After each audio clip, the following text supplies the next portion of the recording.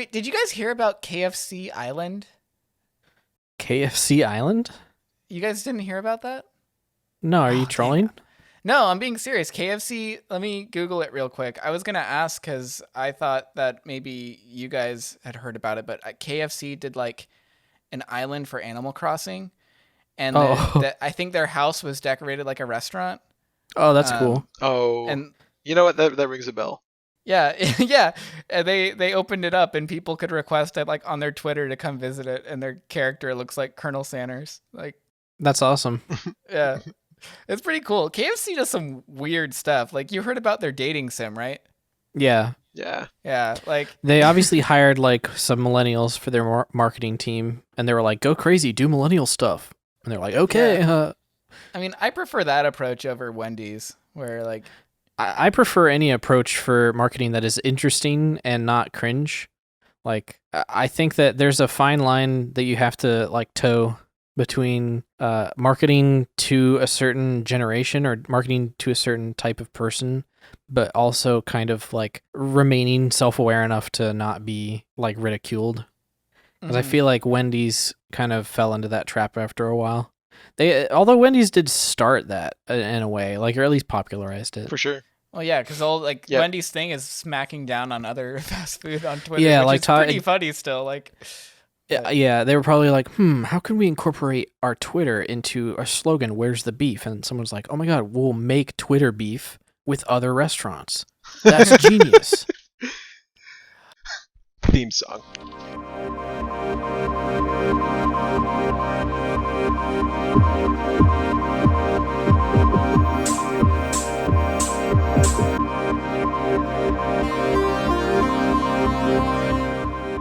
This is the Motion Pixels podcast.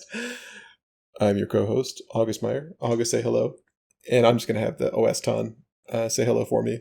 Konnichiwa. Joined by my co-host, Matthew Rawlings. Matthew, say hello. hello. And of course, this week, as has been the case many weeks, we are joined by, there's, I think, patent pending for the trademark on the baddest boy of comedy, but the baddest boy of comedy, Dane Kevin Cook, joining us. That's me. Hello. Thank you for joining us, Dane, because this is the Motion Pixels podcast. And speaking of podcasting, what are we podcasting about today? Well, we wanted to talk about Lady Bird and what you guys have abbreviated to the SCU, which I didn't know what that was. What do you mean us? It's a cultural phenomenon. This is something that like Greta Gerwig herself, there was meetings behind, like cigar smoke filled rooms behind closed doors. Mm-hmm. There was these meetings by executives, big wig producers, to build a new cinematic universe that could rival even like the DC universe, called the Sacramento Cinematic Universe. And in this universe, you'd have coming of age stories, stories about young women discovering themselves, their sexuality, their moms. And then you'd also have the Even Stevens movie. You'd also have, such classics as Paul Thomas Anderson's The Master. You'd have, there's a music video that Death Grips filmed in Sacramento. Matt, what else is in the SCU? Supposedly Almost Famous, and by that, it's funny if you look up the SCU. They have a list of all these movies. A lot are from like the 60s. There's one from the 80s, and then Almost Famous is on there. But there's one scene that's not even set in California. It was just filmed in Lincoln. Yeah, that counts. And they count That it. counts. That's within, 30 miles or something, right? I don't know. Yeah. And then also the half of it is an honorary SCU movie because they reference Sacramento. So. Oh, they talk about it? They mention it? Oh, yeah, for sure. I mean, if people are wondering why we're even mentioning this, is because we're all from Sacramento, and Sacramento is like, it's the biggest city in California that no one cares about. Big time. It's the state capital, which is probably the only like interesting thing about it. Home to UC Davis, which, is a pretty prestigious school. But other than that, I mean, it's just where we're from. Yeah, I thought that we should talk about Lady Bird first, because like one of the lines I thought was just so true. That was in that is Sacramento is the Midwest of California. Yeah, it Like, totally yep. is. I was like, yep. It very totally much is. is. Yeah. It doesn't Yeah, feel like everything's you're in so California flat. when you're here. It really doesn't. Or like No, it what doesn't. people perceive, right, as California. Like, Well, 'cause I don't most know people because I think, feel like anytime I go outside of the Sacramento area, I feel like I'm in California now. Like no matter where I am. It's very strange. Maybe it's because I've lived here all my life and I'm just sick of looking at it, but it doesn't feel anything like a California city. It feels a lot more like a Midwest city. Where are you based out of right now?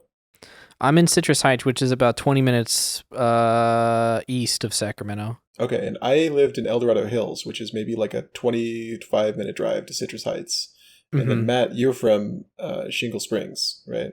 Shingle Springs has got to be the funniest name for a town. Like I tell people that I went to high school in Shingle Springs, and like I think the first thing that comes to their head is like my name is Toe Mater, from Radiator Springs. Yeah. I mean, that area is very, like, it does sound like what it is, to be honest. Because, I mean, people don't really think about it, but, like, the further into the mountains you get with California, the more, like, rural it definitely gets, to the point where it's just like any other rural town in America. And then it gets really rural once you get into the Sierra Nevadas. Is that what that mountain range is called? Yeah. Sierra Nevadas? Yeah. Yeah, because I mean, I lived. This is the closest I've lived to Sacramento in my life. Like I used to live up. I mean, we all went to the same high school. I used to live up in Shingle Springs, technically Cameron Park, which is like the next city over. And I grew up a pretty decent chunk of my life. I grew up and visited Pollock Pines. Oh, I love Because that's where Pollock my Pines. grandma lived. Pollock Pines Yeah, is my cool. grandma lived up there, and yeah, near Sly Park Lake and stuff. Mhm. Like I used to go there all the um, time. Sly Park. it's like, yeah, it's basically like a gas station town on the way up to Tahoe from Mhm. Sacramento. For sure. But it's very it's very quaint. It's like tons of pine trees, like huge forested areas. It's really pretty, and it's like one of the only places in California that gets snow every single winter. Um, and And there's Apple so Hill. Apple Hill's right there. Apple Hills up there, yeah. So while I'm a proud Californian, I feel like I grew up in places that exclusively are the least Californian places on earth. Yeah, you grew up in NorCal. Exactly. Yeah. Yeah. So yeah, when I moved down to San Diego, because I used to live in San Diego, but I was very, very young at first. Like I was like probably 8 or 9 when I lived in San Diego first. And then I moved there when I was like 23, 24. And that was when I was like, holy shit, this is the state that I live in. Like, Yeah, the same this is state. what it is. The Like, exact same state. It's wild. yeah, I was like, holy shit, this is like an entirely different universe from where I'm from. And I honestly love it. And I would love to go back. The main reason I moved back home is because I was fucking poor and I was trying to get my YouTube career off the ground. And I just haven't bothered to go back, but hopefully that will change soon enough once I get off my ass. We should try and get back on track with Lady Bird for just so we can get because I mean we talked about Sacramento. I mean, what is there to talk about the SCU? The joke is that it doesn't exist. So the Have you seen Lady Bird, dude? That is a honestly modern masterpiece. I love Lady Bird. Yeah, it's the Iron Man of the SCU. it's not the type of movie that I would watch normally, to be honest. Yeah, Saoirse Ronan's character of Lady Bird, the titular role, is truly the Iron Man. I like what you said, Matt. Truly the Iron Man of the SCU. With Shia LaBeouf's Stevens. I don't even remember his name. Let's call him His name was Mr. Even. Stevens.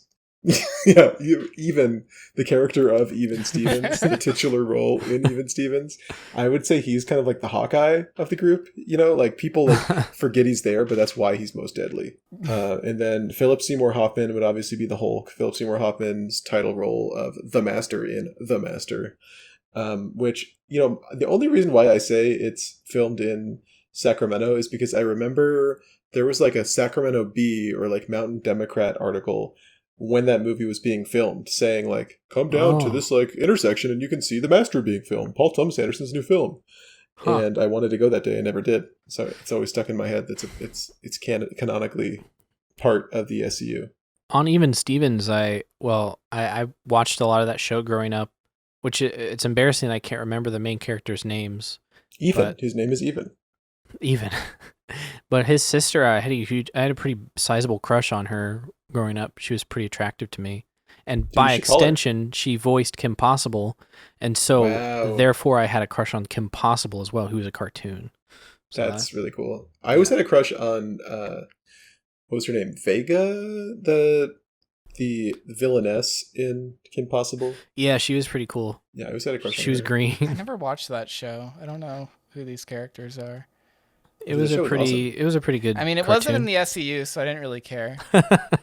My review of Lady Bird is that it's a nice little feel good coming of age movie that related to me, but I feel like only related to me secondhand because it reminded me so much of the relationship between my sister and my mom.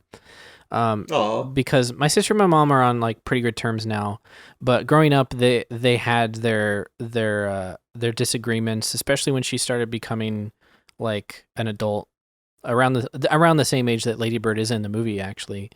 And I don't know, so many like disagreements that they got into, and basically the entire concept of wanting to like be respected as an adult and like looking forward to adulthood so much that you kind of I don't know, glorify the idea and then you're sorely let down.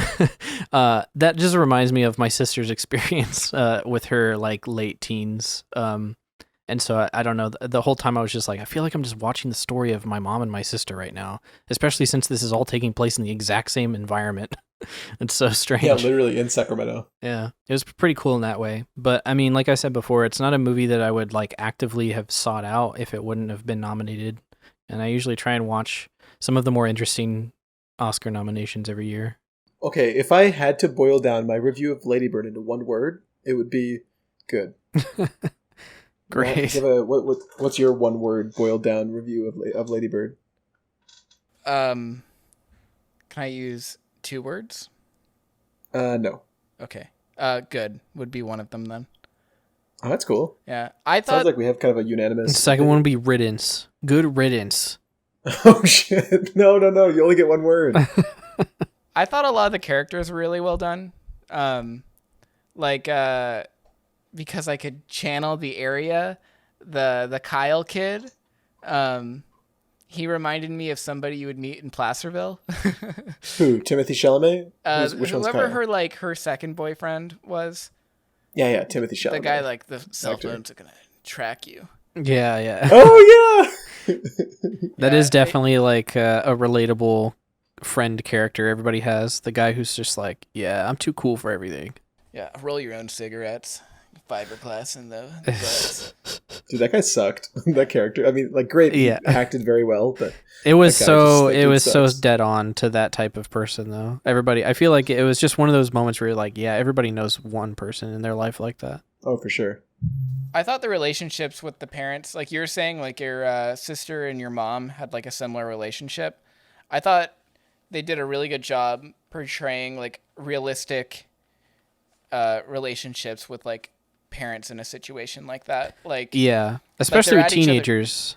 Yeah, because they're like at each other's throats so much, and then there's just like there's this one scene where they did a really good job. They're at the thrift store. Like, I think they're looking for a dress for like the wedding or a funeral or something. No, it was, I don't know. It was for something. But it's for the dance, I think. Oh, okay. Yeah, and they're just arguing, and then all of a sudden, she's like, "Oh, look at this one." She's like, "Wow, it's yeah," and they're cute." friends. Yeah, it's I like, love that scene. That's in one of the trailers. I remember. It is. Yeah, it is very much what it is like to be a parent to a teenager. I think like one moment they're at your throats, the other moment they're like, "I love you, mommy." Yeah, and I thought all that stuff was good. I thought the relationship with the dad seemed spot on. I'm sure just I had a friend that was like that growing up. You know? Like, yeah. I love the dad in that. He's just like, oh man, I just want you guys to get along. I don't know. Like he's just like not even. He's trying to help, but he's not really a big part of it. He's just like, yeah, you guys you guys are being women, I guess. I don't know. Yeah, and he's so like he is like Lady Bird's friend when Yes. like the whole movie is so tumultuous, where she's going through it with her friend group. There's all these fallings out and breakups and things like that, but like through it all, like her dad is just there to look out for her. Is always there for her. That was a very sweet. That is very what a sweet dad role. should be, really. It's just like the dog. The dog. The dog character. Sorry, that's not. Yeah, I'm not trying to be insulting, but like I'm associating dogs with like Yeah, I get what you're saying. unconditional love. Like they just was like, yep, I'm just gonna always be loyal to you no matter what happens. One parent should always be the dog. That's for Yes, yes. And to be honest, it most of the time is the dad. Whenever it's a girl, I feel like it might be reversed when it's a boy child or a boy teenager. Like the dad and the teenage boy might not get along or whatever, but the mom is like the loyal parent. I wonder why that might that was be. kind of the case with me.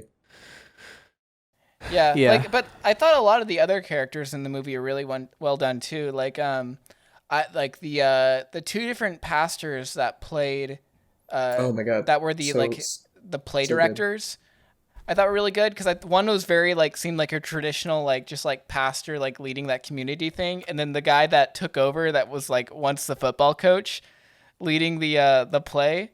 I don't know, there's just so many golden little character interactions in this movie, like the football coach trying to teach drama was just so funny, and they do the play and then the guy nails the monologue and he stands up, he's like, yeah, I don't know, I thought it was really funny. It was just the movie just has so much charm. I really and it. it takes place over a pretty short period of time. I think maybe the last month or so, or maybe a couple months of high school. Yeah. For Lady Bird, and so much happens, and it kind of builds on itself in a cool way, where she starts dating that guy in the very beginning who was in the play with her, and then finds out that he's gay, and they have a breakup, and then by the end of the movie, that guy becomes kind of a family friend of hers in a really sweet way, that helps her deal with stuff that happens at the end of the movie. It's just it's a really smart movie and kind of unconventional in the way that it does its thing, and I think that's why it really it seemed like it really resonated with people when it came out. It seemed kind of a fan favorite movie, similar to how Get Out came out and had this very big sense of goodwill towards the filmmakers when it was released and kind of got popular through word of mouth. Lady Bird was a similar kind of deal. Mm-hmm. Also, another A24 movie. Yeah, it was. Yeah, it for sure was. That studio is unstoppable. Unstoppable, dude. They're I wish making Adam some hits. Sandler. I wish his character from Uncut Gems was in Lady Bird. What if that was Lady Bird's dad? Every A24 film should have a mashup or a crossover movie where all of the characters from every A24 movie are all in it. No, Super Smash Brothers, but for A24 characters. That would be great. Dude, Oh my gosh. somebody at least needs to make an image of the menu for that, this character select menu. That would be so right, well, fucking funny. I guess we have a thumbnail for this podcast. Dude, that would take so long. Okay, so who would your main be in Smash Bros for A24? Definitely Smash Bros A24 edition. Definitely, I think it would definitely be Adam Sandler's character in Uncut Gems. Howard Ratner. Howard Ratner. And then maybe if there's another character, maybe if they have Arno as a side or it's a bonus character that you can unlock. Or maybe you know how in Smash you have your ultimate move? Maybe Howard Ratner's ultimate move is like an auction where you have to mash a button to get the price higher and higher, and if you get it at the highest, Kevin Garnett will dunk on your opponent. Yes. His final smash should just be Kevin Garnett comes in and fucking does and slam dunks you, and then in the background you see Howard Ratner like fist bumping and stuff, running around. Oh my god, I'm gonna come. He's like, oh my god, I'm gonna come. Yeah, he's running around. Oh my god, see that? I told you, man. I told you. And then his eyes shrink. His eyes shrink. Oh yeah, yeah, dude, that's so weird. The eye shrink thing with that scene in Uncut Gems. I could not believe that's real. I think my main would be would be the boyfriend from Midsummer, but in the bear costume. In the bear costume. Oh, sick. Oh, he's That's a in the great bear answer, dude. costume. Yeah, that would be the That's a very, skin very I'd good use. answer. You know. That would be cool. That would be the skin you would use. His final Yeah. smash is he catches on fire and fucking burns everybody to death. Yeah. It's like You when know- you suck in somebody as Kirby and then you jump off the cliff. It's the same kind of move, you know. Definitely. Suicide move. My mains would be my main. Well, I say mains because my main would be like similar to Ice Climbers. You know, it's like it's a character that has like multiple. There's like multiple characters you control, and it would be from Hereditary, the naked cultists at the end. It would just be it would be a bunch of like old naked people, you know, who were like practicing witchcraft, and that was, you know, they're basically like, think of like Ice Climbers, but like Ness from Smash. Like you're sending like PK fires, you know, you're like using demon fire and things like that as attacks. Well, your and main, you're just like. I think it'd be more like Captain Olimar, where you would be the main leader, and then your Pikmin would be all the naked cultists. No, The Pikmin would be like severed heads and stuff. Oh yeah, that's right. no. It should be the old and young from Lighthouse. Oh my god! And they tag team. You're looking at me, lobster. They run around. They do a lobster attack. Winslow. Yeah, and then his final smash is he shouts "Hark!" and it blows you off the stage with the power of its the voice. Dude. Oh my god! He turns into like the captain, like the king. You know, minor visual spoiler, but like he like turns into like the King Neptune. Yeah, with all the yeah. particles on him. Yes, his forward smash would just be his hand would turn into a tentacle for a second. He'd smash you with a tentacle. Oh my god! That'd be fucking cool. Okay, that's A24. You know, if you want to sponsor the show, you don't have to pay us. You just have to develop that game. Definitely steal the idea of Super Smash Brothers and make all of your characters playable in that. That'd be so fun. What are some like smaller A24 movies? I guess like I don't know, 8th grade. It's the only one I can think of. Oh, dude, that'd be sick because you could like, you know, there's some character like in like Cloud Strife in Smash, you have to like build up his limit break meter. You could build up like you could go through like the academic year and get grades on your assignments She and starts things like that, and then Yeah. you have like a coming of age story every match Yes. as the lead from 8th grade. What a good idea. Switch exclusive, obviously. Yeah. Directed by Misahiro. What's his name? Misahiro Sakurai? Mm-hmm. Sakurai, the director. The Masahiro, I think his name is. the Florida Project also the mom from that, she could have a shopping cart that she rams into people or something.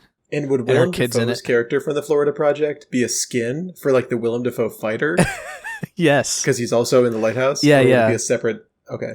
Mm-hmm. Okay. Yeah, you could Yeah, be but the Lighthouse character, or you could be his hotel manager character. The hotel manager skin, you get that if you buy the Ultimate Edition. Oh, dude. I mean, I would 100% pre-order that. I'd buy the Battle Pass. I'd buy the Fighter Pass. I mean, honestly, if Josh and Benny Safdie were just like playable as well, that would be cool. Yeah, they could be They- ice climbers. they throw I mean, their- this could be... They throw their Have a lot of DVDs Ice from the Climber Criterion legs. Collection as projectiles. You know, there was a game that you guys might remember. I don't remember what it was called, but it was similar to like Area 51 at the arcades. You know, with it was like a light gun game with the TVs and everything. You would play it at arcades, Mm-hmm. and it was like you were Aerosmith and you shot CDs at like terrorists. What? What? Wait, huh? It sounds like a Yeah. cereal game. This is a real game where you play as the band Aerosmith of Walk This Way fame, and you shoot CDs at terrorists. I assume out of like similar to like a t-shirt gun, but for CDs. You know? Yeah. Yeah. So yeah, check that out. Whatever that game is called. Check it out. Officially endorsed by maybe, you know, by the Motion Pixels podcast. They can sponsor us too. If that Aerosmith game wants to sponsor us, that'd be cool. All right. Now that we're an hour into the podcast, do you guys still want to talk about Minecraft? I would love to talk You know what? about Minecraft. Yeah, we are in Minecraft right now. We are. So, Matt, earlier you said that you hadn't played this game probably even before they added the villager, and definitely before they added Enchanting, which is like, man, that's like a couple years after the game first came out. So it's been a very long time since you've played, and there's so much new stuff in Minecraft now since you've played. Do you have any questions for me, the person who's been playing Minecraft pretty much the entire time? Yeah, what are these? Why are there so many different types of stone now? Good question. What's the point of it? It's mostly just decorative. See, there are two like very vocal sides of the Minecraft community, from what I can tell. I mean, I don't participate in the Minecraft community stuff very much. I'm very much a casual player of the game, although I do like know a lot about the game just because I've played it so much. But I feel like that was definitely a change that was requested more by the creative community than the survival community, because I feel like people who play Minecraft, you either fall into two camps. You play mostly survival and maybe use creative to like just kind of mess around, or you stay completely away from survival and only use it as basically just like Legos, and you just build shit and you don't pay attention to anything to do with like survival. And I feel like there was definitely a point where, and there probably still is a point where, the creative community is like, their outcry for the most part is, we need more blocks, we need more stuff to like make stuff look good. And I think that their response was, we'll just make more types of stone. Okay, how do we get this stone? Oh, we'll mix it in with the rest of the stone. And while that is neat, I feel like it kind of made survival a tiny bit worse in my opinion, because honestly, you can't make any tools out of it. It's entirely decorative, and you can make tools out of stone, and you can use stone for a lot of things, especially early on in the game. So it's kind of like annoying for the most part, especially when you're first starting out, as you're like mining and you run into all this like andesite, and like the white one that you're standing on, there's like that's diorite, the one you're standing on. There's like granite as well. And granite looks like dirt too. I was confused that my shovel wasn't breaking it very fast. Yeah, it's very strange. But it's more of a hindrance, I feel, for survival players. And I've always felt that way. And honestly, like, I can see it being useful for people who are more creative and build like extravagant halls, and they need different variations on their walls and stuff like that. And near end game, it does get nice to have different blocks to mess with. But early on, especially in the stage where we are now with this server, it's like, I just have a box full of all of these minerals that I don't use. Okay, so there was that, and then there's like, can you go over villagers and enchanting and leveling and enemies and everything and the Nether update? Like, I didn't know the Nether. I thought the Nether was already in the game. It is. The Nether. Give us an overview of Minecraft. What is Minecraft in 2020, Dane? I'll do like a very fast version of all this stuff. So villagers, to start off with, the first thing you said, are just NPCs that I don't know. They live in villages that you can randomly find throughout Minecraft. They're just random villages, and the characters in it, they just go about their day and they act like NPCs. But you can trade with them. That's the main purpose of a villager, is you can trade items with them. Yeah, so like they have a trading menu whenever you right click on them, depending on their job. So like they can assign themselves jobs depending on what blocks that they're able to interact with. Like, so there's like a composter block that spawns in a villager's like farm area, and if a villager walks up to it, then he'll become the farmer, and then he'll have farming things for sale, like seeds and wheat and bread and stuff. And so you can trade with them, all of that stuff. And they always trade items for emeralds, and they always buy emeralds with items. So emeralds is like their currency, and emeralds you can only find every once in a while in a certain biome. That's irrelevant. Most of the time, you're just going to want to, like, I don't know, farm a bunch of one item and then trade it all to a villager, and then you just have a bunch of emeralds that you can trade for other things that other villagers sell. It's actually really quite useful, and it's one of the things that like people like to do with villagers, is like basically just trap them and enslave them in a hole somewhere so they can just trade with them infinitely. And yeah, I wouldn't call that enslaving, honestly. That's just like indentured servitude or it's just forced. like playing the game. They're forcing them There's to there be are blocks available. you can place them wherever you want if they happen to be around a villager. Yeah, I don't know.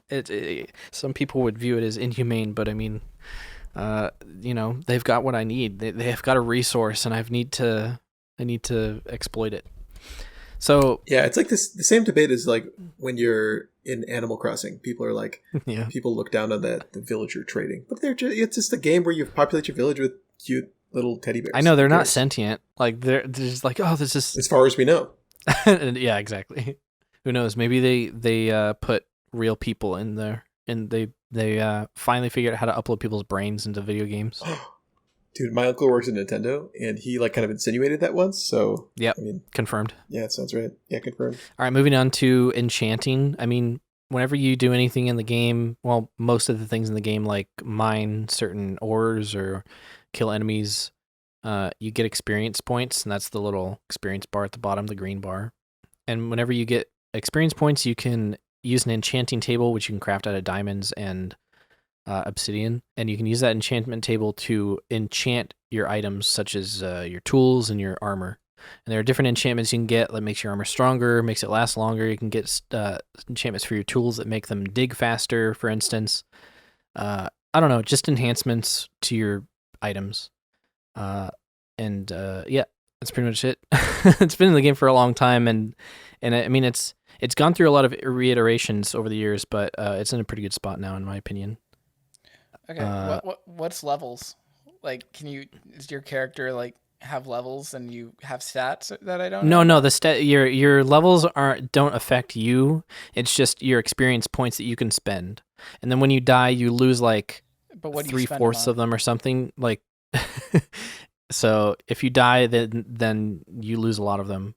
Yeah, but what are if they not for? all of them. What For enchanting, like I said, you can spend those points to enchant the items that you want on I an thought enchantment maybe table. there was like magic items you would get points for, like disenchanting, or okay, that makes sense. You can disenchant items and get experience God. points back from it. It is an option, but for the most part, it's very linear. You kill enemies and mine ores, and you get experience points from it. They're the little green orbs that pop out of stuff sometimes when you kill them.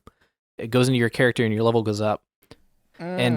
And you can use the enchantment table to use those levels. Like, say, like you wanted to enchant a diamond pickaxe with an enchantment that makes it like its durability go up so that you can use it longer. You would go into an enchantment table and like you can roll for different enchantments using your levels. Like if you wanted to roll for a really good enchantment, you'd want to get your character to level 30, which is like the max enchantment that you can roll for, and then you spend like your enchantment points on your item. It's really hard to describe, and it's gone through so many reiterations that I have to like remember what is currently in the game. But that is the gist of it. I mean, it's entirely just to make it so you have something to grind for other than just getting the best pick type. You know what I mean? Because it's one thing to get a diamond pickaxe, but then it's another thing to get a really good enchantment on a diamond pickaxe, and then making sure that you either keep repairing that diamond pickaxe with that good enchantment on it, or you keep rolling for that enchantment on new diamond pickaxes. It's just another thing to grind for in the game. Okay. So what's new in this latest Nether update?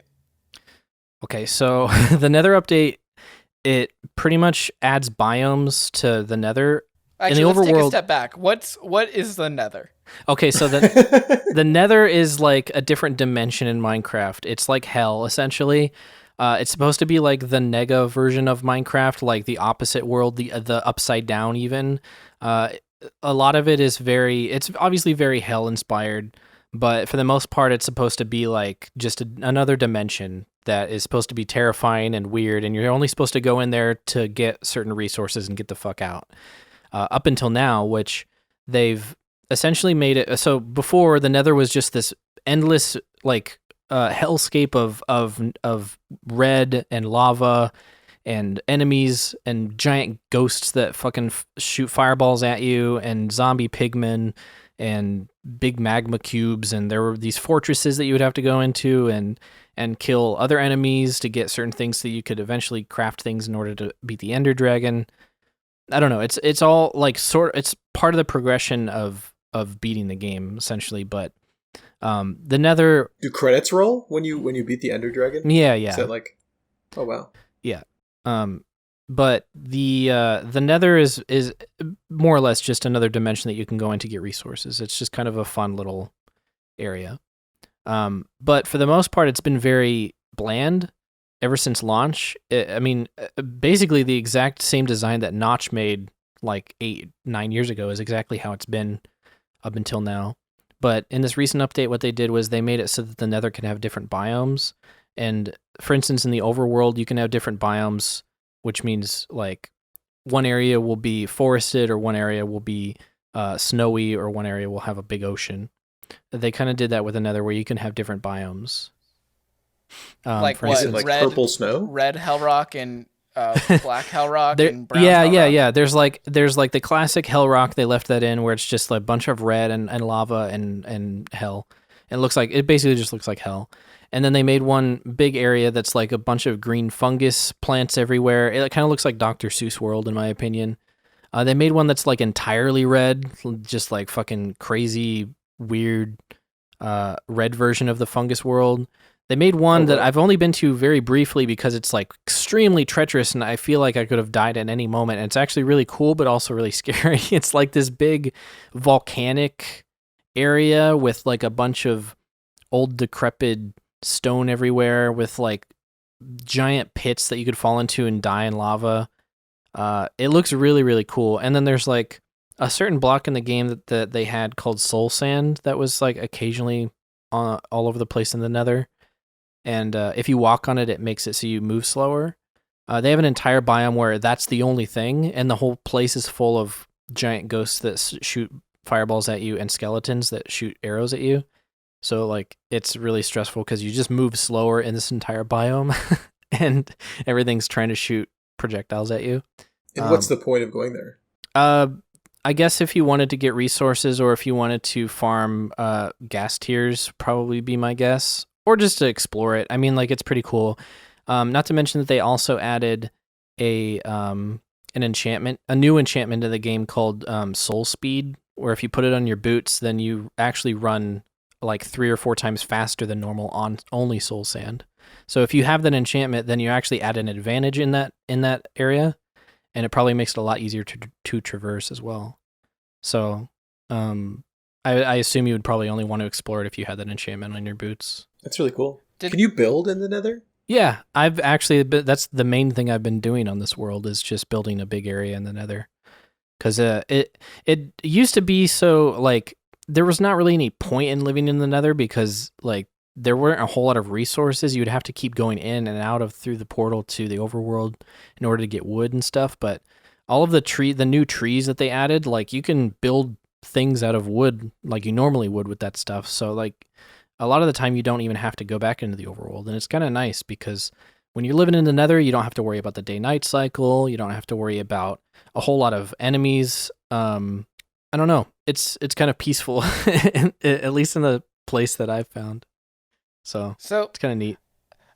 The Nether was a thing when I was playing, but yeah. I think this was the case. Tell me if I'm wrong. The Nether had a different world scaling position than the overworld, so you could make a bunch of portals to travel further if you traveled through the Nether. Is that still the case? Yeah, that was the other thing that the Nether was useful for before this update. I mean, it still will be useful for that.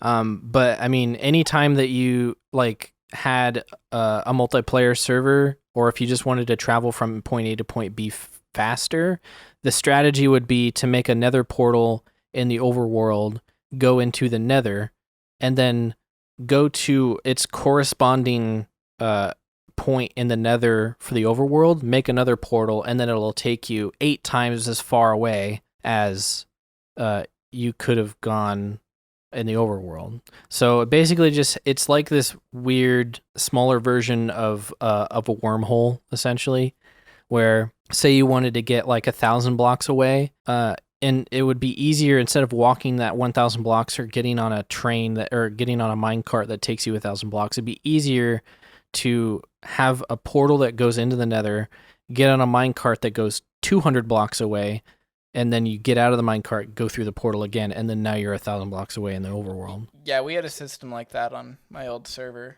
back in the Yeah. day. Okay, that's cool. They still have that. Overall, would you say, which would you say is the better update? The B update or the Nether update? 100% the Nether update. The B update was like the smallest Minecraft update since like that I can even remember. It was very inconsequential. Like they basically just added honey blocks, which I mean I think improved certain things about redstone. But I'm not a big redstone person, so I really it didn't affect me very much.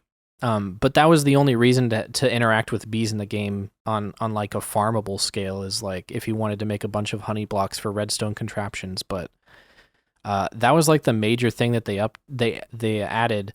Everything else was very it felt more like a quality of life update than anything. It didn't feel like they added a whole lot of content, and they knew it. They were just like, yeah, this is just bug fixing, quality of life, and we also added bees because hey, why not? So you could say it was bug fixing and bug creation. Yes.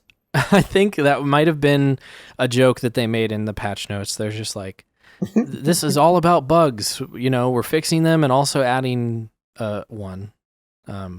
But the Nether update definitely feels like more of a content update because going to the Nether is an entirely different experience than it was. Like it feels like exploration is encouraged. There are new enemies. There's new fortresses. There's new items to interact with. There's new reasons to get certain items. I don't know. It's just one more thing they do in Minecraft. And I mean, when you used to play it, I mean, I remember that era of Minecraft and I loved the game back then, but looking back on it now, it's like, man, there was like one thing to do in that game, and that was basically just get diamonds. And then that was it. They had That's what I remember. They had the Ender Dragon too. I never. Oh, really? Okay. Yeah, I think that's like right when I stopped. There was the Ender Dragon, or maybe the Ender Dragon. It was like a beta thing. I remember it being a concept, but I never did it because I thought the end seemed like just the Nether, but like it has a boss and you get credits. Like, have they updated that at all since the game's been out? They have actually. Yeah, they have. Because the end, for the longest time was basically just where you fought the boss at, and you could get endstone, and that was pretty much it. But now there's end cities. So if you go beyond the little main island that you fight the Ender Dragon on, there are a bunch of little smaller islands, and on those islands are very much like villages. They have a random chance to spawn something called an end city, which is basically like a dungeon or like a vertical fortress. And if you find a certain fortress with like a big end ship on it, which is like a big, it looks like a little galleon. In that is like a really useful item called elytra, and it's essentially just wings that you can use to like glide around. And if you jump off like a high platform, then your character can glide instead of fall. It's really useful in conjunction with fireworks, which basically act like rockets. So you can what? So what? If you're currently flying with the elytra, if you're like gliding with the elytra and you right click with a firework in your hand, it'll boost you forward like an insane speed, and it'll make you go in the direction that you were pointing. So you could essentially fly in survival Minecraft now, and it's very useful. It's not very like precise. It's not as precise as if you were in creative mode and you were just flying around like placing blocks. Like you can't really float around and do that. But from getting from point A to point B, it's like it's second to none. Like you can cross huge distances with the elytra very easily. It's very cool. Elytra. Yeah, that's what they call it, the elytra. I call it the wings. I often forget what it's called. I just call it the wings. You know, in a PPC pre-pod convo recently with Matt, I was talking about how I wish more games made use of like good gliding systems, like Breath of the Wild. That just opened up so much exploration. So that's really cool. Well, I can tell you this. Vaguely similar. I can tell you this. Because I totally agree with you that movement options in games is what makes games fun. And man, when you get the when you get a hold of the elytra and you have fireworks at your disposal and you can have a creeper farm or something, because it requires gunpowder to make. Once you're able to consistently use it, I mean, it's really hard to go back. It's like, man, you can just fucking fly everywhere, and it feels really good. Like it's strange to think that there would be like a fun movement mechanic in a game like Minecraft, but flying with the elytra is actually like really, really fun. There have been times where I log in and I just fly around, and I don't really build anything. I just like flying. I like the feeling of flying around in like an open world area. It's really fun. And that's how you know when the game like will stick with you, when you can get into it and just go do something stupid for like several hours like that. Like, Yeah. like we've talked about with like Sea of Thieves, you could just go and like fish and listen to a podcast. Yeah. And like GTA, I like to just like log in and just like, ride my car off cliffs and stuff.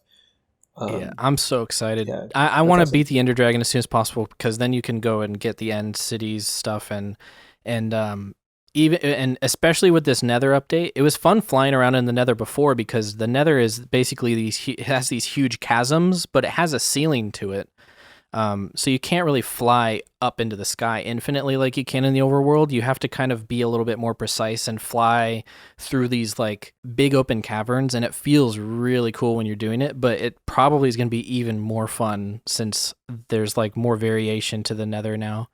And it'll make exploring the Nether so much easier. Like, man, like having to traverse the Nether manually like on the ground is a pain in the ass, because it's very varied and there are a lot of death pits and huge falls that would definitely kill you. But when you get a hold of those wings, it's like the world is at your disposal now. It's like an even better end game item than diamond armor in my opinion. It's just so much. It opens up so much of the game. It's probably one of my favorite items in the game. And when was that added? I think it was added when they added the end cities, which they might have added that in like 1.11, 1.12. It might have even been before that, to be honest. But a while ago, like probably more than 5 or 6 years ago. Okay. What, Yeah, I mean, like Matt was saying, like I definitely have not played this game since like I think the alpha. Yeah, this game's been out for almost a decade. I think it'll probably have its Crazy. 10-year anniversary next year. Wow. Yeah, pretty insane. You guys should definitely try and get back into it. There's actually stuff to do now. I mean, if you liked it back then like there's What do just you mean it's there's almost actually stuff to do now. There's like always been stuff to do, right? Like, Oh, I know, but I don't know. I feel like there was never an end goal for a lot of people. Like the end goal was I made a cool house and that's it. You know what I mean? yeah. But there was never any items to grind for. That's what I'm trying to say, is like there's basically a loot system in this game now with enchantments, to where you can actually like do rolls for things and stuff like that, or like try and like, for instance, like there's an enemy in the game called the Drowned, and it's basically just an underwater zombie. And I've seen those. I think they have like a 5% chance or like a 10% chance to spawn holding a trident, and they use that trident as their weapon, and they throw it at you, and it does a fuck ton of damage. So it's almost like a little boss fight every time you find one of them. And when you kill them, I think that zombie has a 2% chance of dropping a trident themselves that you can use, and that's the only way that you can get the trident in the game. And the trident is really, really useful for there's a certain enchantment that you can get on it where if you throw it at an enemy in a thunderstorm, it'll make a lightning strike happen on that enemy, which is really useful for making charged creepers, which is like a version of a creeper that only happens. I know there's a lot of things. A charged creeper is basically when a creeper gets struck by lightning, whether it happens on accident or on purpose, it makes them like 3 or 4 times more powerful when they explode. It'll one-shot pretty much anybody in the game at point blank range, no matter what armor you're using. But if you kill, I believe if you kill a zombie or a skeleton with a charged creeper explosion, they'll drop their head, and you can wear their head as a hat. And those items are really, really rare. So it's like you have this huge like almost like a line of things that you have to do to just obtain this rare item, and it's just something to go for, you know? It's something to flex. Like, oh my god, he's wearing the skeleton hat. That must have been really hard to get, you know? Oh, that's so. I actually kind of want to do that now. Okay, so Skeleton had to be sweet. another question I had was I have played Minecraft recently. Like my Discord, we made a server about a year ago, and we were playing. But I kind of just treated it like it was like beta Minecraft, where I just built a house and got resources. One thing they said they were gonna go do is they went out and found like a bandit encampment. Like, is that just like? That's another. Are those like above ground dungeons, basically? Yeah. That's a good way of putting it. It's like it's like a random structure that can spawn, and it spawns illagers, which are like the evil version of the villagers, and they're basically just enemies. They have crossbows and they shoot you, and they're pretty powerful. And they always come in groups, but they're huge encampments where they spawn infinitely, and you basically just use them to farm XP or items, or just use it as a challenge. Can you I think destroy they the added base? that in like 1.14. Can you Which was, destroy like, 2 their updates ago. bases? Like, can you go in with a bunch of like pickaxes and just mine it down and stop them from spawning? I don't know if it'll stop them from spawning, but there is a reason to completely eliminate the structure, because if you can't, because a big thing that people like to do in Minecraft is they just farm items. So basically just create an automatic way to obtain a lot of the same item. And the pillagers drop a lot of things, mostly emeralds. So you can make like an emerald farm out of those things if you just completely eliminate the structure, and then like create this, I don't know, automatic. You can use water and lava to like create little automatic little waterways to lead them into a place that will automatically kill them, and then you can use little hoppers which automatically collect items and store them in chests to just collect the items for you, and all you have to do is just AFK your character in that area, and then the enemies will spawn. They'll get caught in the trap. They'll get automatically killed. You can Items will farm go enemies. get That's put. great. Yeah, so you can do that with almost anything. Farm once, like Oh yeah. because right before I quit playing, I found this one multiplayer server. It was like it was a hardcore server, so like you got one life every 30 days. So if you died, you just couldn't log on anymore. That's awesome. But yeah, like that was a lot of fun. Because it was my friend Michael and I, we played a lot of it, and we built this like underground base, and we would just like have it like farm resources, because it would like go while you weren't playing, right? So Yeah. you could just, if you set up a bunch of automation, you could get a bunch of resources, and we were trying to like take over the server and fight griefers and whatnot. Oh, I remember that. Yeah, That's so cool. we had this like scheme that it's a pretty fun story. There was this like there was some way to chat with people. I forgot what it was. I think it was like local. They like had a mod where it changed text chat to be proximity. Oh, nice. And so we were like setting up an arrangement where we were going to meet one of the griefers like out in the open and like have like a duel. But we were going to sabotage it with a pile of dynamite right before going out there. So like we were going to meet him in a spot and like cover everything like one layer of dirt on top, and then underneath all the dirt, just dynamite. And then right when he got there, we were just going to like, before they started fighting, just like have whoever met him just start like, spamming dirt under them and like building a tower into the sky and lighting the dynamite and blowing him up. But we fell in lava the day before we did it, so we didn't get our chance. Oh, that's so anticlimactic. Okay. But yeah, like like I don't know, like what was really cool about Minecraft then, and it seems like now, is like there's just so many different things you can do and ways to play. For sure. Like I feel like Minecraft with friends is like the only, like, I don't know. That's like, the only way to play real it way these to do days, it. for Yeah. sure. Yeah. I 100% agree, which is why I do the server thing instead of making my own world in private. Because if you're going to be building things, like, there's not really a point unless you can show it to people or people can interact with it, Yeah, exactly. And then you can build, like, all my favorite times on Minecraft have been on, like, servers. Like we had a server in high school that our friend ran on his older brother's computer, like as just a background process. So it was like nice. really unreliable. Yeah, like I crashed it one time. Him and I were like just building a mountain made of dynamite, and we blew it up, and it just crashed the server. Yeah. But yeah, like I can't, like, I'm so glad that this game is still going on, because like I was thinking about this the other day. I wouldn't be surprised if by the time like I have kids and the kid grows up enough to play video games, that Minecraft is still around and that he or she may play it. You know? Probably will be, dude. Yeah. Probably in a big way, I bet. Probably add the what update? The Buffalo update. The Oh, dude, I cannot wait. The cockroach update. They finally did it. They finally added cockroaches to the game. And then they'll add nukes, and the cockroaches obviously cannot be killed by they'll those just nukes. make Minecraft Fallout 76. I mean, I'll play I could Metal see Gear it Solid going 5 in that online, direction. Try to denuclearize. I could see like them adding like weapons of mass destruction in some way, like a That'd be better so fun. a better TNT, because like TNT's been like the destruction thing for pretty much the entire game.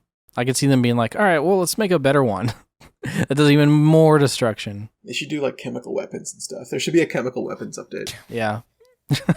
And then they would need Chemical to do the warfare. Geneva Convention patch. Yeah, they had to patch it out. A trench foot update.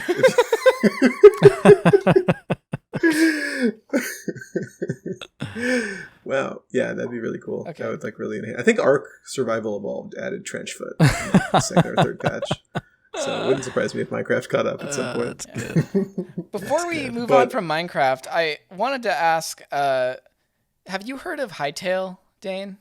I have, and it's a myth, and I can't wait for it to be proven that it's not a myth. Because Oh, What is do you that mean that it's a- Minecraft like? it's like a Minecraft light. It seems like it's a fan game for the most part, but also it just looks like a legitimately good game in my opinion. I mean, like I've seen the trailers a bunch of times and it looks like a good game, but it's been teased for like years and it's never come out. So I don't know. Like, where is it? Well, Like, I think it was just bought by a big company. it was I just don't remember it was who. bought by Riot. Yeah, that's so, who it was. so Yeah. put it out. Like, isn't it done? Like, they're able to make trailers for it like 3 years ago with gameplay and stuff. So I don't understand why they. Well, I think they're get it. massively overhauling what they're gonna do, because a lot of the information That could be a good or bad thing, though. You know. I think it's gonna be a depending on what you want from it, a good or bad thing. Like I was reading a bit about it initially because my one of my friends on our Discord is really into Minecraft and told me about Hytale, and he said at first it started off as like a mod where there was like you could actually have like single player adventures in Minecraft, and then Yeah. it got so big that they just decided to turn it into a game, and it sounded like they were going to do a lot of that stuff in it and like allow you to have like dedicated servers and all this stuff. But now that Riot has it, I think they're going to overhaul and not let people have like custom servers and a lot of custom things. Which is See, but that's- they haven't that's said like- that yet, but I have a feeling that's what they're gonna do with it. I mean, you might be right. It does sound like something that a company would do because they're just like, no, we want to be in charge of the content. That's like, honestly, when it comes to Minecraft and TF2 even, a big reason why they have so much longevity is because people are able to mod the shit out of it and it's like a sandbox game in more than one way. It's like you can make the game into a different game if you want. And that is what makes it so good in a lot of people's from a lot of people's perspective, because not only is there a lot of stuff to do in the base game, the vanilla version of Minecraft, which is still my favorite version of the game because I'm just a vanilla boy through and through, but I mean, if you get bored with that, then you can go onto a custom server where they're playing Hunger Games, or you can go onto a custom server where they're playing, like, I think somebody was making like a TF2 within Minecraft mod, where you can play TF2 in Oh my Minecraft. gosh. and like it has all of the same classes and stuff. It just has the movement and mechanics of Minecraft. So I would try that. yeah, I mean, at the end of the day, it's like, if you take that stuff away, then what can it offer other than just maybe a better vanilla based game experience? But like, the cool thing about Minecraft is just how much the infinite amount of possibilities that you can do with modding it. And, I don't know. I don't think they'll take all that away. And like, they haven't even said what they're going to do. There's been like no news about it since Riot acquired it. But I have a feeling it's going to come out soon. So hopefully I would like to play it. I want to try it. I mean, like, the hype has kind of died down. That's why I'm kind of disappointed that they didn't like just put it out at least in early access, because it's like people who were excited about it 2 years ago are just like, oh yeah, that game. When is it coming out? Like they're just not. They're not excited for it anymore. Oh, they'll do a big thing. They're gonna do Valorant marketing part 2. Oh yeah, you're right. If it's Riot, for sure they will. For sure they will. I bet. It is kind of going to be weird, though, with, it's going to be kind of strange since it is going to be so compared to Minecraft that there are going to be all these people who are just like, I don't like Hytale, I like Minecraft better. Or there'll be people like us who are, the Temtem players versus the Pokemon players. Sure, like, actually, Temtem brings a lot to the table and innovates in a very big way. Yeah. It'll be weird. It'll definitely start a flame war of some kind, I'm sure. That's probably why they're taking their time too. They're probably they know that that's going to be a comparison, and they're probably not wanting it to just be Minecraft, 2 or whatever. Like a lot of people are calling it. So they're probably baking it, seeing what they can do. If the thing that they're focusing on now is just making it a little bit more distanced from Minecraft, then I think that that's probably a good thing, because I would like it to be its own game, but I also would like it to just be an open world, like, creative sandbox survival game. Like, I if anybody said those words in that combination to me, regardless of if it was similar to Minecraft or not, I would be interested in it. So I'm down. Yeah, I think like the real points you would change if you're making a Minecraft like Minecraft, the base game. Like when I started playing, it was just mining and making weapons and building houses and stuff. Like that stuff's pretty cool. But everything else they added after, I feel like it feels like it's just a mod that the creators made. Like Enchanting sounds weird, and villages sound weird and kind of janky too. Like I wouldn't be surprised if you make your own. Like if you're making Hytale, you're like, okay, let's look at leveling and actually make it like more. Let's make it have a bit more RPG mechanics. And like if we're gonna make villages, let's try to like make it so you can't just put them in a little block cage and they don't react to that or something, right? Like I think you try to flesh out those mechanics more and make them more coherent rather than like, right? Because it just seems like a bunch of mods to me from like how you're describing it. It's just like little modules you stack on top of the game and they don't really interact with each other a whole bunch, right? That's what it sounds like. Regarding what? Like I feel like if Enchanting had never come out and someone told you about it, do you think like it seems like it's just like a mod, right? Like it seems like I mean there with the addition of Netherite, which is like it's like a really rare thing you can find in the Nether if you mine down really far. And you can use that to upgrade your diamond gear into netherite gear, which is slightly stronger and slightly more powerful. So it's basically just like better diamond.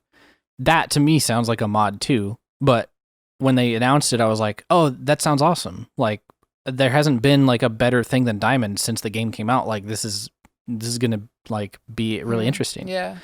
So and when they introduced enchantment stuff, I mean like I was really interested in that too. I think that maybe you have this like idea of what Minecraft is, and it sounds weird to have all of these like moving parts in current Minecraft, but I feel like it fits really well if you play around with it long enough. Like I'm one of those people, and I realize that I might be biased, but I'm one of those people that really likes games that require you to do a lot of research when you're not playing. The more things there are to like look into in a game, the better it is, in my opinion.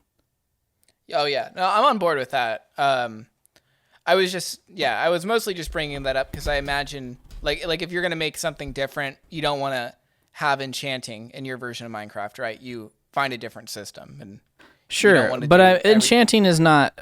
I feel like it's so broad of a concept that they could probably do something similar. Like they don't have to call it enchanting; they could just call it magic, you know.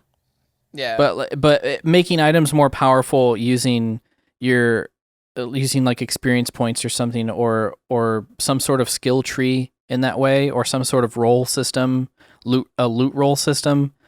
That all is basically what enchanting is in Minecraft, and you can do it your own. You can make it your own in a game. And I feel like because I barely scratch the surface of how enchantment works in Minecraft. If you look into it, it's very, very specific to Minecraft. I haven't seen any other game handle enchanting items the same way that Minecraft has. Mm-hmm. Like it doesn't really make a whole lot of sense when you first start to look at it, but once you get used to it, it's like, oh, okay, this is the way that enchanting works in Minecraft. Got it. But I don't really see that in any other game. So they would have to try in order to make enchanting in Hytale Minecraft-esque, I think. They could easily just do it in their own way and have it be as effective. I think that speaks to Minecraft's longevity, though, that it has all of these systems that sound so obtuse and non-conventional for like you don't really hear about like enchanting systems that work quite like Minecraft's, or like the Nether is kind of a foreign concept to a lot of like even like survival games that you see. But Minecraft has like 150 different like secret sauces that make it the thing it has that has lasted for like 10 years. That's probably just because it has like a little bit of everything for everyone who wants to play it. Exactly. So yeah. They're clearly doing something right with all of these crazy, potentially apparently obtuse systems. There are different types of Minecraft player that come back to the game for very specific reasons. Like I have a few friends that I have playing on this server where they said from the very beginning, they're just like, I'm just going to try and do the bare minimum and then get a bunch of redstone and make a bunch of redstone shit. Cause like, that's like an entirely different way to play the game. Like it's basically like programming within a game. And you make these little machines and stuff. So, that's just a part of the game that as long as I've played, like I always look up tutorials on how to do it. Cause I don't even understand it. I just follow people's directions on how to make these things.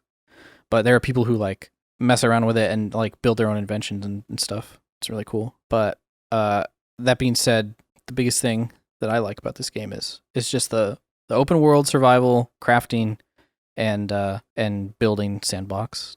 It's all like it's kind of like the perfect game for me, to be honest. I wish more games were like Minecraft.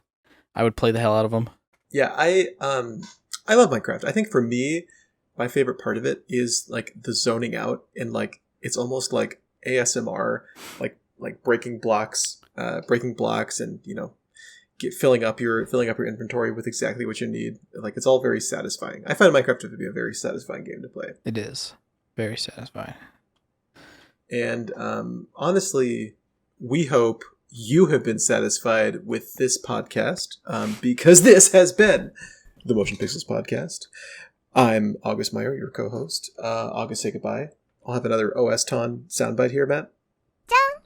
Joined by my co-host, Matthew Rawlings. Matthew, say goodbye. Goodbye.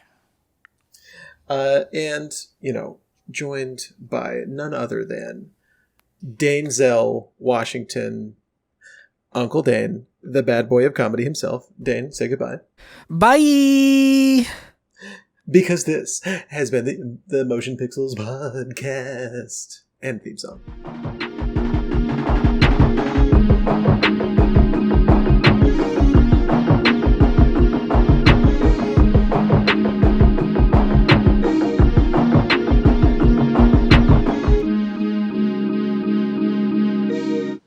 I'm finished.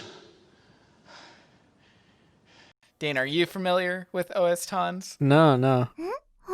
NANI?! おわたくびでギゼブ